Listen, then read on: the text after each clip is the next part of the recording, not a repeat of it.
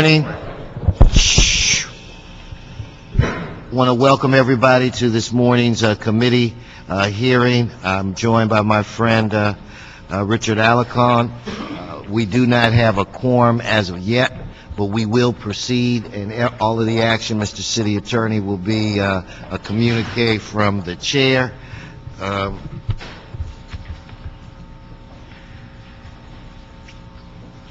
In fact, let's take up the consent items. If you could read item 1.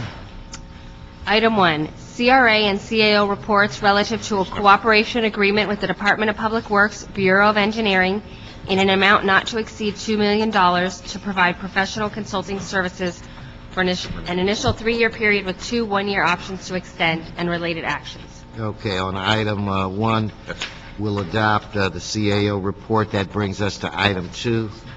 Item 2, CRA report relative to the quarterly status of investments for the period ending March 31st, 2010.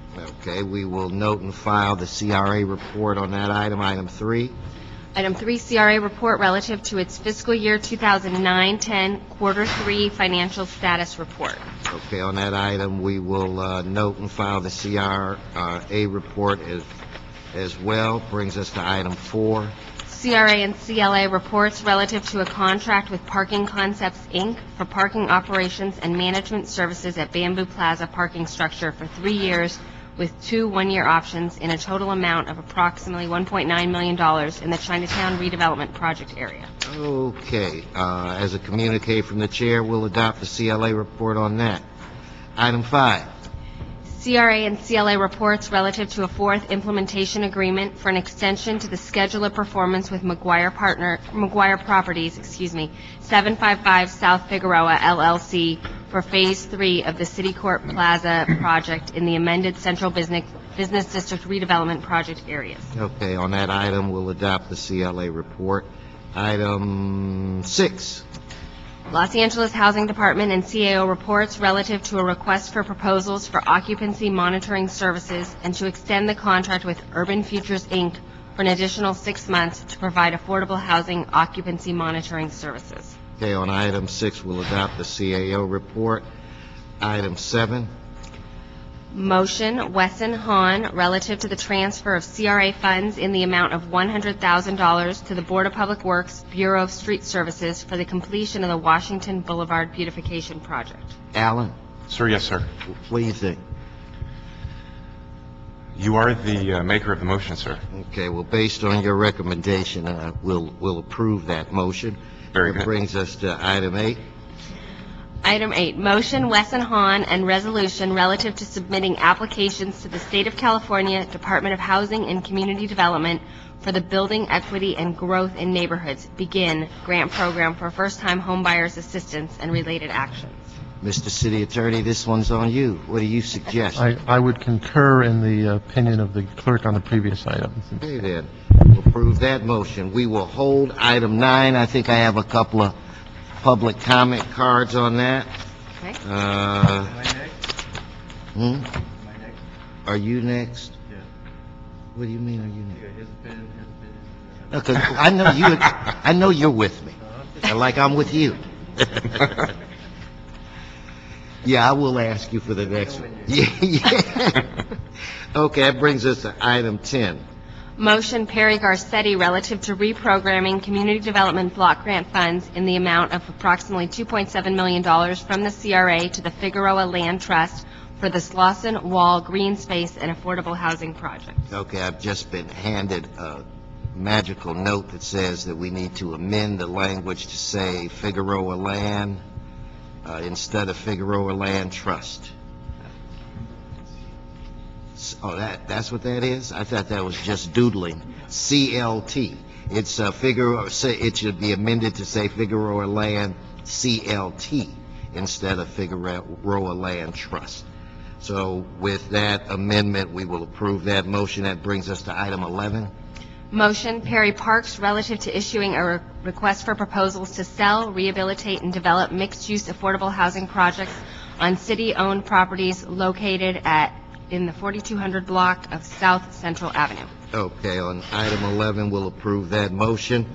Again, just to note, at this time, we do not have a quorum, so every action was a communique from the chair. Hopefully we will get someone later, and then at that point, we can vote on it as a committee. Okay. You can read item 9. Item 9, motion Perry Reyes relative to the status of the Concerto project located at 9th and Figueroa Streets. Okay, I want to ask Carol Schatz to come forward and Gregory Salvato. And there's one other card, and I'm getting it. David Kirsch. Hi. Carol. Carol Schatz, President of the Central City Association. This is an item that's important to us at CCA, important to downtown. The developer of the Concerto project, Astani Enterprises, has been committed to downtown, has been committed to the community, and to completing this project, one of our high-rise residential projects that was obviously started well before anyone knew the market was going to crash. He's done everything in his power to protect the project and keep it on track. Keeping this project moving means keeping people working to the tune of about 300. The construction delays at the project were brought about not by the developer, but by the investment partnership that holds the loans. And the lender is employing a strategy of trying to starve Astani Enterprises into bankruptcy so that the lender can take over the project, which is nearly complete. This has effectively resulted in the loss of hundreds of solid union jobs. Los Angeles' unemployment rate, as you know, is about 12%, which isn't pretty, but it's double that in the construction industries. The FDIC is supposed to be working with local governments to stimulate jobs, but instead we see with this project that the FDIC is giving the lender a sweetheart deal at the expense of hundreds of jobs of our community. And so we are asking you to support this motion and hold the FDIC accountable so we can move this project forward, fill those units, and help downtown continue to grow. Thank you, Carol. Good to see you again. Nice to see you. All righty, Gregory. Thank you. Gregory Salvato. I'm an attorney. I'm representing Sonny Astani and the Astani Construction Company. I'm one of the bankruptcy lawyers involved in the pending bankruptcy proceeding involving the owner of the project, Sonny Astani. It's GTS 900. Since the takeover of our major lender and the failure of the lender and takeover by the FDIC, subsequent assignment to a joint venture known as Chorus Construction Venture, made up principally of Starwood Resorts and other investors, the project continues to suffer. We're now in the midst of the bankruptcy proceeding, although we've had some recent victories moving it forward. A plan of reorganization scheduled for confirmation August 6th. Between now and then, however, there's a long road to go. The chief obstacle, it seems to be Starwood and as our major lender in a fight over interest rate and other terms of the loan, and they're being very, very harsh and making it difficult to emerge. So we have a battle ahead of us in the bankruptcy. In this interim period, the project is continuing, but the staffing is minimal. Many of the subcontractors, if they have not left the job, have minimized the staffing because they're not certain they will be paid for the pre-bankruptcy debts that have accrued. They have stayed out of loyalty to the project, loyalty to Sonny Astani, and are being paid on their current work, but many of them are carrying a very large load from the debt that accrued prior to the bankruptcy. The expectation and hope is if we make progress that they will hold out and so they can be paid on the day of confirmation. But there's a lot of uncertainty now, and in this business the uncertainty works to our detriment, works to their detriment. They don't know how fully to staff, and so progress is impeded by that. Thank you. We've just been joined by Councilmember Perry. That brings us, David, to you, and Dick, you want to come up because you're next. Good morning. David Kirsch with the Carpenters Contractors Cooperation Committee. We'd just like to echo the prior two speakers who've provided some of the background and just add the human element in regards to all the jobs, the construction union jobs. As is well known, the unemployment figures in the construction industry are staggering. So we urge the council to support this motion and do whatever is needed to keep this moving forward. Thank you. Mr. Slauson. Good morning, Chairman Wesson, committee members. I first want to say I really appreciate the committee taking up this issue. The building and construction trades that I represent, representing 140,000 craft families throughout LA and Orange County, are very concerned that on a federal level, this kind of situation can happen amidst the economic crisis that we're facing across the country. We all want the FDIC to move in and correct mistakes that lenders have made, but this situation has turned it into a nightmare for developers, not only here in Los Angeles, but as I understand in other areas of the country as well, where the same thing is happening. Councilmember Perry's motion has really set the tone and described the situation in its clear terms about how this has undermined economic growth for the city of Los Angeles. We met with our congressional delegation a month ago and presented this case to them as well, with over 14 of our elected congresspersons from Los Angeles and Orange County, and let them all know that this situation is really out of hand.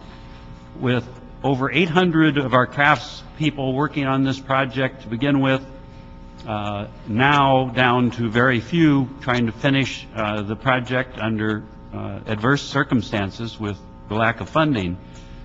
If we can move this, if we can get the FDIC to take action, and I'm sure the City of Los Angeles involvement in this will really push the FDIC and the administration to do something, we can put another 800 people to work on the second phase of this project. We know we need jobs. We need jobs in Los Angeles. We need jobs across the country. And this action can set the stage for creating those jobs and putting people back to work. So we really hope that you will pass this resolution on to the full council. Thank you very much. That scared you, Ms.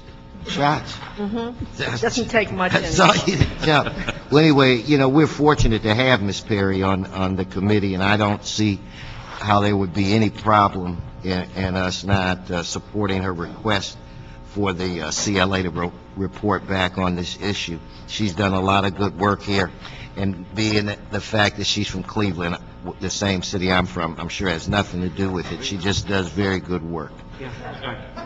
In fact, I've heard that the Cavaliers are going to bring you in to try to keep LeBron there. I mean, I got a what do you call it, a tweet last night. You gotta let him have something. Hasn't helped the last 5 years.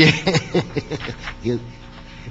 He's a good man. They need to keep him there. Okay, so with that, we will hold this in committee and request a CLA report back on this issue. We should put a time frame on it so that we can. No, I'll let you do it. What do you think's realistic? When's the next meeting? Your next meeting? We're up, Andrew, we're next week, right? Yeah. So you just Yeah. Is there which CLA is on this one? I mean, if you could get it done the next meeting, that would be great. Can we maybe have 2 weeks? You want 2 weeks? Please. Okay, 2 weeks. all right, okay. Okay, now, Mr. City Attorney, if there were no concerns on items 1 through 11, and now that we have a quorum, we'll just deem those items approved? Yes, except for items 2 and 3, which are noted and filed. Okay. All righty. That brings us to item 12. Ms. Sauer, if you could read item 12. CRA and CLA reports relative to the award of contracts to 36 firms to provide as-needed real estate consultant services for a term of 3 years with 2 one-year options for a total amount not to exceed $2.5 million. Okay, can I have...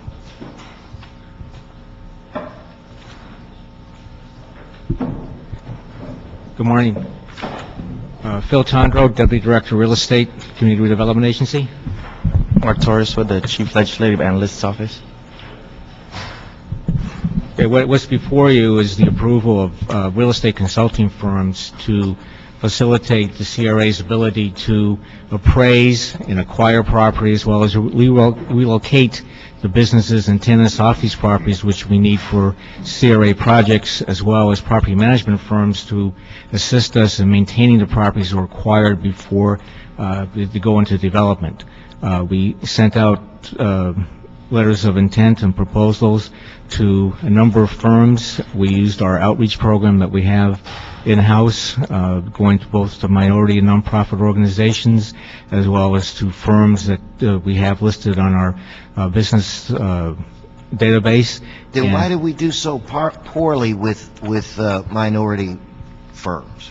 that And women firms? You had 36, I believe, contracts. How many go to women and minority firms? Well, out of the 36, I think the minority firms are 8. A lot of that has to do with the appraisers that we hired. Most of them are either solely owned or only 1 or 2 people in the organization, and so at that point, it's just the way the minority plays out. The other firms we have were either firms of large consulting firms, and either they're primarily not minority owned. But we did attempt to establish some type of base for minorities and for the women businesses to get into the process, and we just didn't get a response.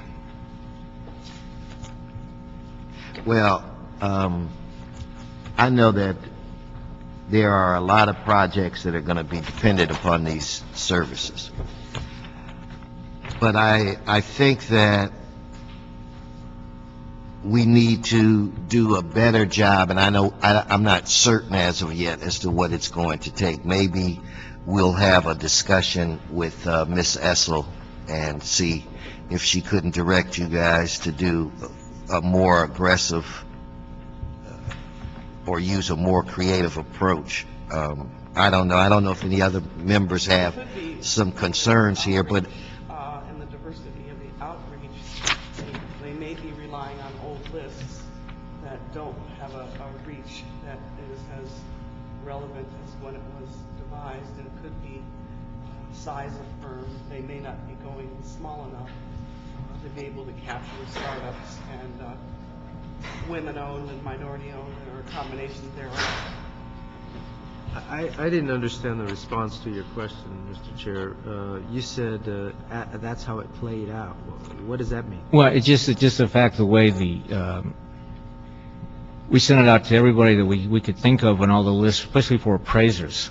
And the appraisers, we just get in a response back from any minority firms.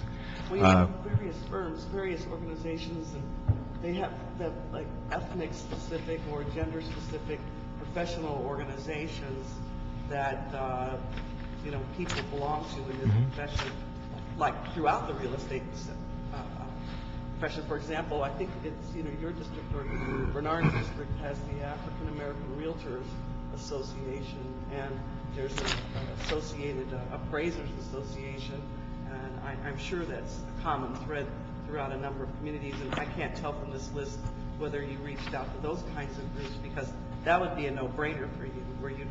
okay, wait, Richard, let it. Actually, referencing your comment, you said something about some of the firms had 1 or 2 people, and that's how it played out.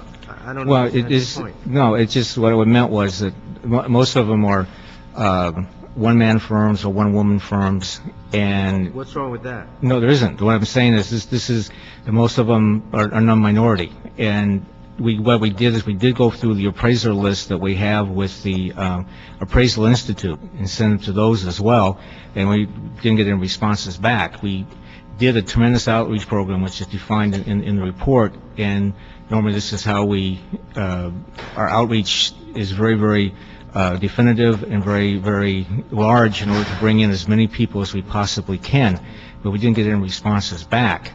And of the 19 that are deselected, were any of those maybe Weebies? Not that I'm aware of. Most of them were firms. You're aware of? Do you know the number? No, I don't, sir. I could get that for you, though. That? The numbers that weren't selected were people that were non-responsive to the conditions of the RFP. One of them was solely interested in just doing janitorial work, so we referred that back to our contracts department in order for them to put that on the list for any type of janitorial service that we might have. But the rest of them were just not responsive to the RFP itself or didn't have the experience that we were looking for. Were they maybe-weebies? If they were maybe-weebies, maybe they didn't know how to use the process. And that's the whole point of outreach, is to train them. Okay, well, I don't know what the maybe content were of the ones that were not selected. No, sir, I don't know that. I mean, I just don't understand how in a city like Los Angeles, where frankly most of the folks I know in real estate are maybe-weebies,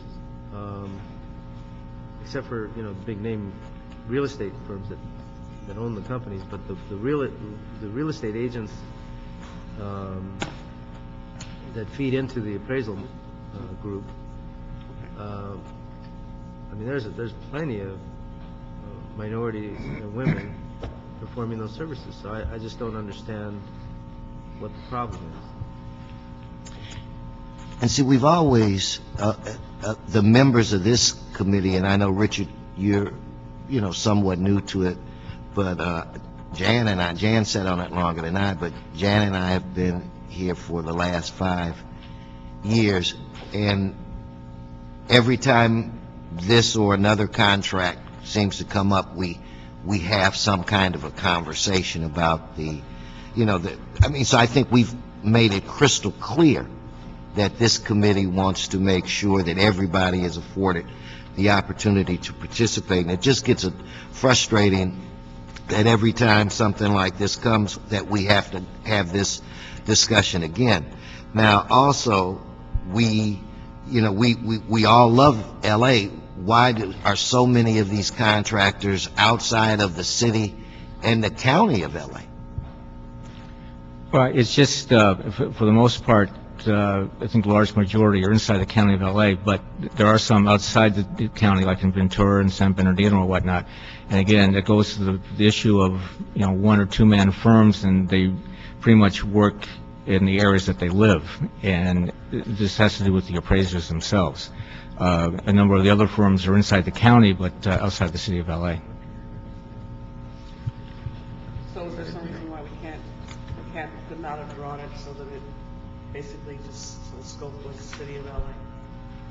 Well, we didn't put that into the RFP itself because we left it wide open. We didn't have a restriction on any type of where the offices were at that time. Well, I'm trying to figure it out. I know there are a couple of things, and I don't know if I want to hit Essel with this before she finds a seat that's comfortable. Well, then let's hold it until she finds it. Now, maybe what we should do is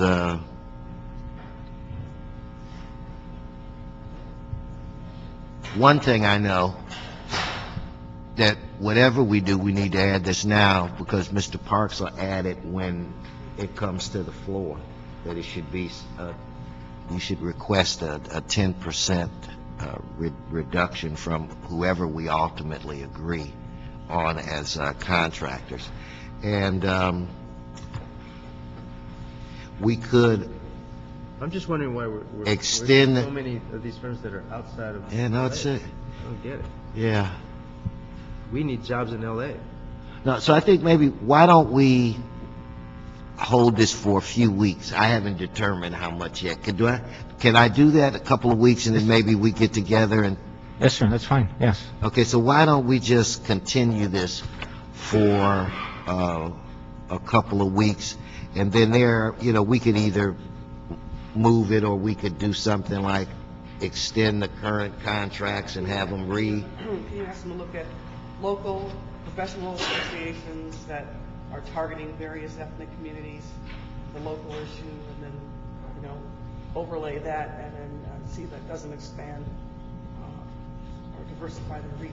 Yeah, I think we will. So let's continue this for at least 2 weeks, and Andrew, make sure that there's a meeting put in place so that we can, sort this out. So with that, I would recommend, again... Any restrictions against local preference? Not that I'm aware of, sir, no. Yet we only have 13 of these firms located in the city of Los Angeles? Yes, sir. 36? Yes, sir. As I The said, appraisal work is being done in the city of Los Angeles? yes, sir. Why don't we just eliminate the others and work with the 13 that are in Los Angeles? Well, we could do that. The problem with that is, I don't know, there's a legal issue, the fact that we did not make that a criteria in the RFP. Let's throw out the RFP. Well, that's something we could do also. Let's start over, because I don't think the other jurisdictions are not giving their work to locals. You need more work Sacramento, why do we need an appraiser from Sacramento? Well, that's the one firm does quite a bit of work all through the state, and it's where the main office is. And normally what they do is if they get a contract and they open up a local office inside the city they're working in. Well, that's not the question I asked. My question is, we don't have somebody who can do the same work here in the city? Well, it's just based on the criteria with the RFP for experience and the amount of work that they have done in the past for I think cities. people get to know people over time, and regardless of where they go, they tend to contract with them. Well, see, it's not so much that I think that all of the work should be done by individuals or companies that are in the city of L.A. I mean, I don't mind the county of L.A. as well. I mean, but I do think that we should put emphasis on trying to help our own, the people who live here, who shop here, and and do. 13 out of 36, Yeah. Chairman. No, I 13? I hear it. That's why, like I said, when they first came, I had concerns from the very beginning. So what we're going to do, again, is we'll hold this for a minimum of 2 weeks. We'll have a meeting, sort this out, and then I'll bring some options back to you, and then we'll take it from there. And if we do, let's say, extend the current contracts and then do another RFP, Ms. Perry, we'll make sure that they're instructed to contact some of the entities that you suggested.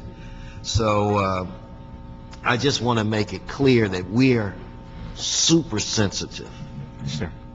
Super sensitive, and we have a responsibility to be super sensitive. And I would love for the day to come when we wouldn't have to open our mouths and you could say, hey, 70% of the people are from the city of Los Angeles, and this, that, and the other, and half of them are small